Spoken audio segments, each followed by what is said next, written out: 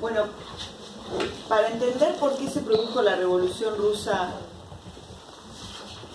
en el año 1917, tenemos que explicar un poquito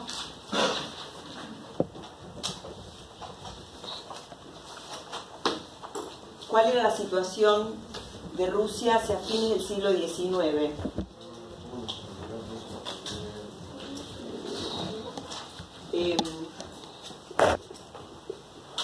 Rusia era una monarquía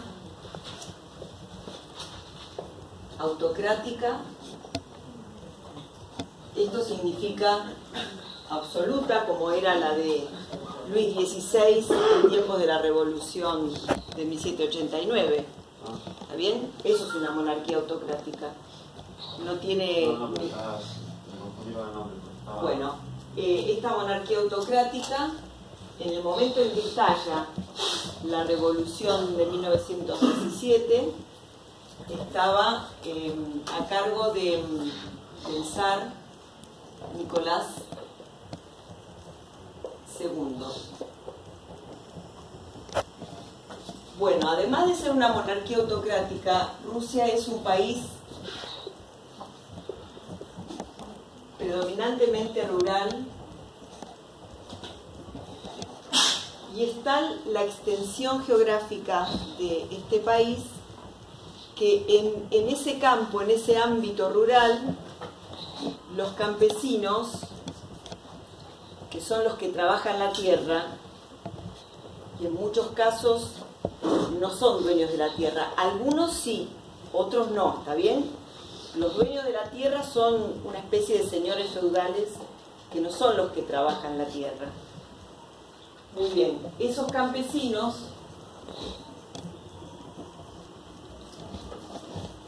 se nucleaban en aldeas llamadas mir. Los padres de familia de esas aldeas eran los que se reunían para tomar las decisiones sobre lo que se iba a hacer año tras año en el campo. Por ejemplo, la decisión de cuánto se iba a sembrar, qué se iba a sembrar, qué cantidad de tierra se dejaba en barbecho. ¿Se entiende? Ahora, dentro de estas aldeas llamadas mir, los campesinos que tenían más peso en las decisiones eran los kulakis, que son llamados, son los campesinos ricos. Pero ricos, no es ricos, a ver, porque estos son los campesinos que trabajan la tierra, o sea, es al que le fue un poquito mejor, ¿se entiende? El rico rico no trabaja la tierra, es el dueño de la tierra, es el que recibe los impuestos. Muy bien. Fíjense, es un país predominantemente rural. Hay desarrollo industrial escaso. Hay algunas ciudades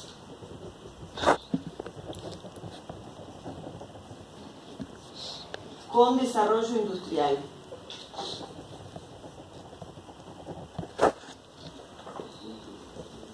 Por ejemplo, San Petersburgo. Por ejemplo, Moscú. En ese momento la capital era San Petersburgo.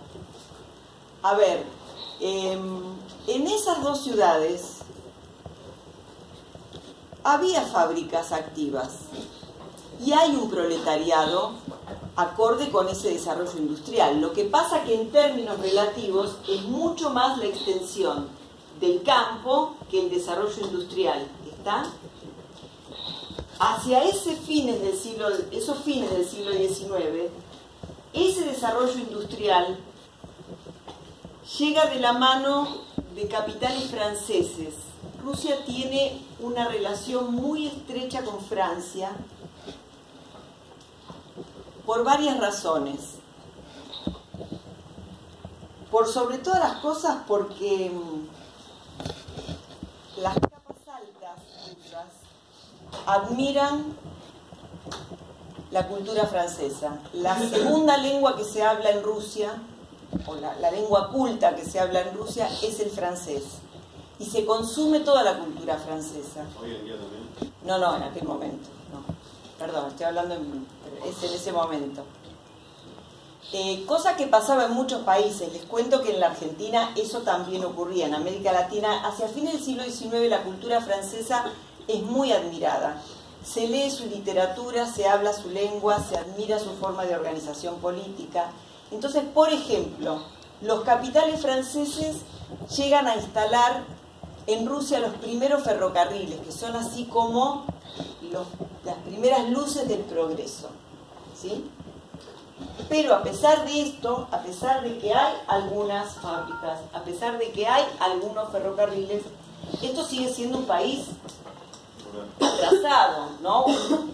Miren, durante décadas en la Argentina y en el mundo, digamos, occidental, se discutió qué tipo de país era Rusia en el momento en que estalló la revolución. ¿Y por qué se discutió tanto esto?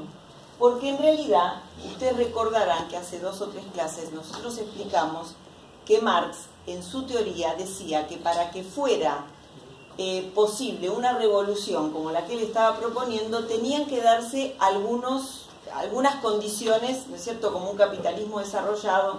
Bueno, acá el capitalismo desarrollado no está, el proletariado, no les voy a decir que no existe, pero es acotado.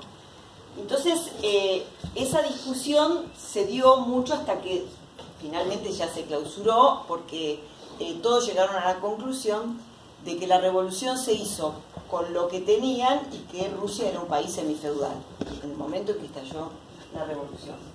Bueno, ¿qué otras cosas tenemos que tener en cuenta a la hora de pensar por qué se puede ir macerando un proceso revolucionario en un país como este? Hay una burguesía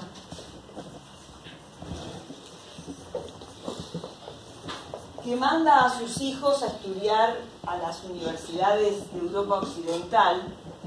Entonces esa burguesía tiene hijos que son, muchos de ellos, universitarios e intelectuales, que constituyen lo que se conoce con el nombre de esto, de inteligencia. Es decir, es la intelectualidad. Estos jóvenes, que son absolutamente minoritarios,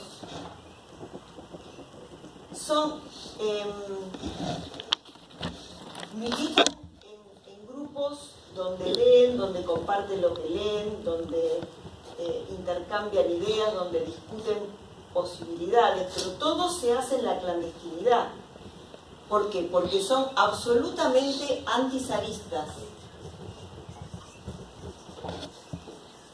Y si yo recién les dije que esta es una monarquía autocrática parecida a la de la Francia previa a la Revolución Francesa, acá no hay ni libertad de expresión, ni libertad política, ni posibilidad de hacer críticas abiertas al gobierno del zar. Entonces, toda esta militancia que está en ebullición, pero está como debajo de la alfombra todavía, ¿está bien? Incluso hubo un grupo de ellos que hizo una especie de excursión política al campo para tratar, entre comillas, de liberar a los campesinos, de despertarles la conciencia, y fracasaron, tuvieron que volver a sus ciudades, porque el campesino lo que quería era soluciones concretas a los problemas, no alguien que le vaya a decir ustedes tienen que hacer la revolución. Bueno, eso fue un fracaso. Ahora, si hay algo que también tuvo importancia, que excede a esta burguesía, que ya les estoy diciendo que son gente muy preparada, muy leída, es que subió el índice de alfabetización. ¿Y por qué sube el índice de alfabetización? Porque en esa especie de veleidad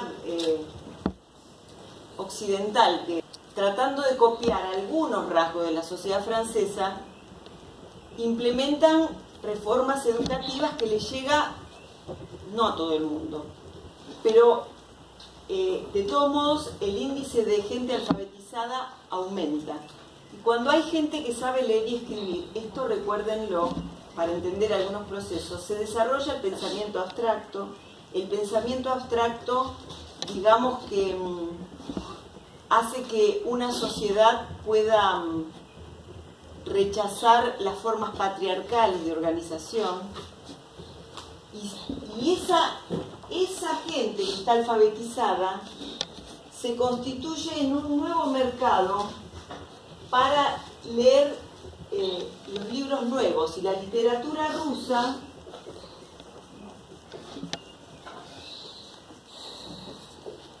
no le voy a decir que la leía todo el mundo, pero sí la lee muchos de los que empiezan a pensar que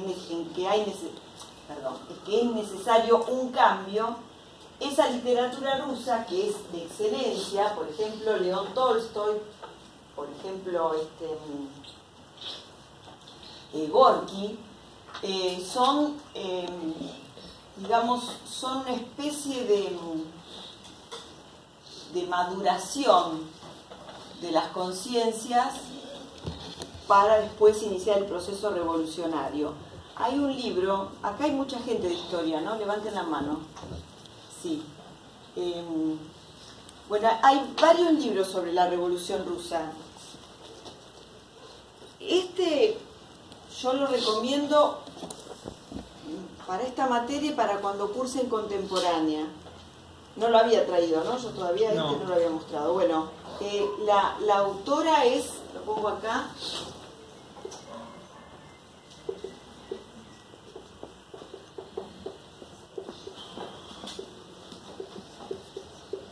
Sheila Fitzpatrick.